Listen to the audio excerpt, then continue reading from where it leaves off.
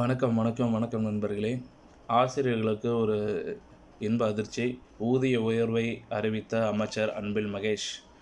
சென்னை தலைமைச் செயலகத்தில் உள்ள நாமக்கல் கவிஞர் மாளிகையில் பள்ளி கல்வித்துறை அமைச்சர் அன்பில் மகேஷ் பொய்யாமொழி அவர்கள் செய்தியாளர்களை சந்தித்தார். அப்போது பேசிய அவர், பதிவு மூப்பு இடைநிலை ஆசிரியர்கள் சங்கம், டெட் ஆசிரியர்கள் சங்கம், பகுதி நேர ஆசிரியர்கள் சங்கம் என 3 சங்கங்களும் சென்னை நுங்கம்பாக்கத்தில் உள்ள பேராசிரியர் அன்பழகன் கல்வி வளாகத்தில் ஒரு வாரமாக போராட்டத்தில் ஈடுபட்டு வந்துட்டுருக்கிறாங்க. இந்த நிலையில் செய்தியாளர்களை சந்தித்த அமைச்சர் அன்பில் மகேஷ் பேசியது, போராட்டத்தில் ஈடுபட்டு வரும் ஆசிரியர் சங்கங்களிடமிருந்து பெறப்பட்ட கோரிக்கைகளை 2-3 நாட்களாக முதல்வரிடம் தெரிவித்தோம்.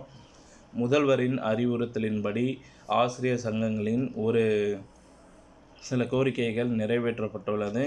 சம வேலைக்கு சம ஊதியம் கோரிக்கையில் 6வது ஊதிய குழுவின் பரிந்துரையின்படி பல்வேறு துறைகளில் 1/6/2009 பிறகு நியமிக்கப்பட்ட ஆசிரியர்கள் மற்றும் பிற பணியாளர்களுக்கு ஏற்பட்ட ஊதிய முரண்பாடு இடைநிலை ஆசிரியர்களுக்கும் ஏற்பட்டுள்ளது.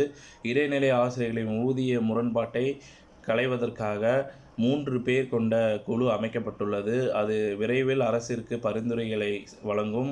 நீதித்துறை செயலாளர், பள்ளி கல்வித்துறை முதன்மை செயலாளர் மற்றும் பள்ளி கல்வித்துறை இயக்குனர் மூவர் குழு இன்னும் 3 மாதத்தில் அறிக்கையை தயார் செய்து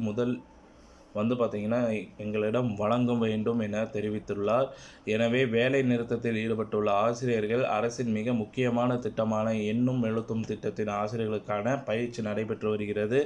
அவற்றில் ஆசிரியர்கள் கலந்து கொள்ள வேண்டும். அதன் பிறகு பள்ளி திரும்ப வேண்டும், பள்ளிகளுக்கு செல்ல வேண்டும் என அறிவுறுத்தப்படுவதாக தெரிவித்தார். அனைவருக்கும் கல்வி திட்டத்தின் கீழ் நியமிக்கப்பட்ட பகுதி நேர சிறப்பு ஆசிரியர்கள் தொகுப்பூதியத்தின் அடிப்படையில் பணியமர்த்தப்பட்டனர். இவர்கள் 10 ஆண்டுகளுக்கும் மேலாக பணியாற்றி வருகின்றனர். தற்போது பகுதி நேர சிறப்பு ஆசிரியர்கள் 10,259 பேர் பணியாற்றி வருகின்றனர். இவர்கள் ரூ. 5,000 தொகுப்பூதியத்தில் நியமிக்கப்பட்ட ரூ. 10,000 தொகுப்பூதியம் வழங்கப்பட்டு வருகிறது. நிதி நெருக்கடி இருந்தாலும் பகுதி நேர சிறப்பாசிரியர்களுக்கு ரூ. 2,500 பகுதி ஊதியமாக உயர்த்தப்பட்டு ரூ. 12,500 மாதம் ஊதியம் வழங்கப்பட உள்ளது. இவ்வாசிரியர்களுக்கு ரூ. 10,00,000 மதிப்பிலான மருத்துவ காப்பீடு திட்டங்கள் அறிமுகப்படுத்தப்படும். இதற்கான காப்பீட்டு தொகையையும் அரசே ஏற்கும்.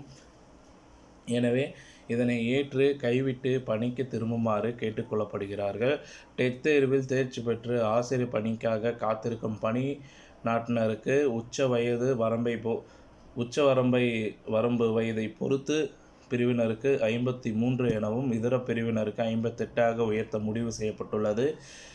தற்காலிக தொழிற்கல்வி ஆசிரியர்களின் நீண்ட நாள் கோரிக்கையாக பணி நிரந்தரம் செய்ய ஏதுவாக 171 தொழிற்கல்வி ஆசிரியர்களுக்கு முறையான ஊதியம் வரைமுறை செய்யும் அரசாணை விரைவில் வெளியிடப்படும். பொது நூலகத் துறையில் பணியாற்றி வரும் 446 பேருக்கு 3ஆம் நிலை நூலகர்களுக்கான பணி வழங்கும் அரசாணை விரைவில் வெளியிடப்படும்.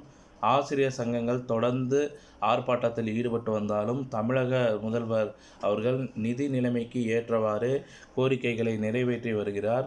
முதலமைச்சரின் மீது நம்பிக்கை வைத்து போராடாமல் இருப்பவர்களுக்காகவும் இந்த அறிவிப்பு வெளியிடப்பட்டுள்ளது. போராட்டத்தில் ஈடுபட்டு வரும் ஆசிரியர்களுடைய உணர்வுகளை மதிக்கும் விதமாக இன்றைய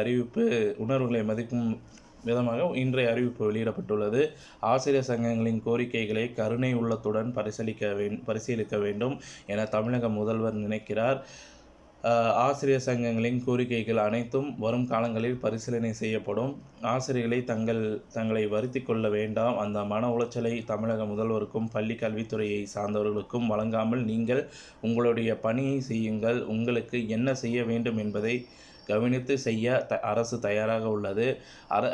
ஆசிரியர்கள் தங்களது போராட்டங்களையும் தங்களை வருத்திக் கொள்கின்ற நிகழ்வையும் நிறுத்தி கொள்ள வேண்டும். மாணவ செல்வங்களுக்காக பள்ளிகளுக்காக சென்று பாடம் நடத்தும் பணி மற்றும் எண்ணும் எழுத்தும் திட்டத்திற்கான பயிற்சியை பெறும் பணியில் தங்களை முழுமையாக ஈடுபடுத்திக் கொள்ள வேண்டும்.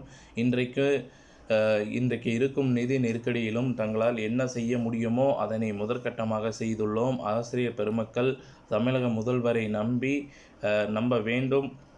உங்களது பணியை நீங்கள் செய்யுங்கள், உங்களுக்கான பணியை நாங்கள் செய்கிறோம் என்று முடித்துக்கொள்கிறார்.